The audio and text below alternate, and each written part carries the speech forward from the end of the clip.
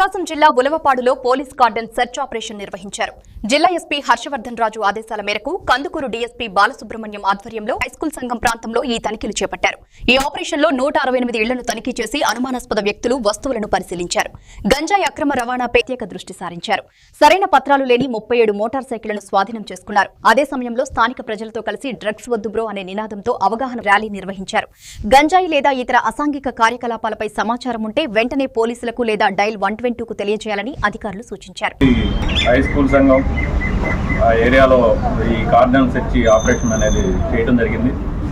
దీనికి సంబంధించి అక్కడ ఆ ఏరియాలో ఎలాంటి గంజాకి సంబంధించి గంజా ఉండకూడదు, అలాగే ఎలాంటి అసాంఘిక కార్యకలాపాలు లేకుండా చూడాలనే ఉద్దేశంతో ప్రభుత్వం వారి ఆదేశాల మీద ఈ కార్డన్ సెర్చ్ ఆపరేషన్ అనేది నిర్వహించడం జరిగింది.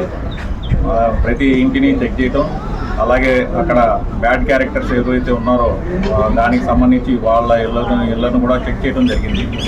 దీనికి సంబంధించి 37 మోటార్ సైకిల్స్ సీజ్ చేయడం జరిగింది. డాక్యుమెంట్స్ లేనటువంటి 37 మోటార్ సైకిల్స్ సీజ్ చేయడం జరిగింది. అలాగే వాటి అన్ని దానికి సంబంధించినటువంటి డాక్యుమెంట్స్ చెక్ చేయడం, అలాగే వాటికి సంబంధించి ఏమీ లేకపోతే వాటన్నిటిని కూడా సీజ్ చేయడం జరిగింది.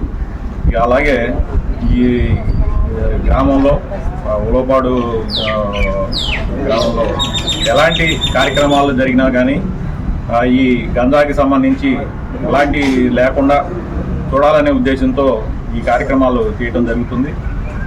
అలాగే దానికి సంబంధించి ప్రజలందరికీ కూడా అవేర్నెస్ కల్పించడం, వాళ్ళతో మాట్లాడటం, అలాగే వాళ్ళ చేత ప్రతిజ్ఞ చేయించడం జరుగుతుంది.